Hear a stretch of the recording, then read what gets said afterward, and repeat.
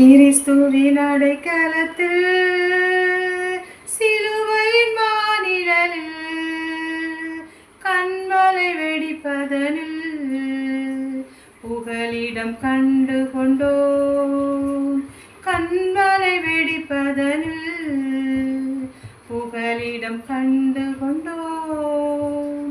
ரட்சிப்பின் கீதங்களும் மகிழ்ச்சியின் சப்தங்களும் கார்மிக இருட்டினில் தீபமாய் இலங்கிடும் கர்த்தரால் இசை வளரும்.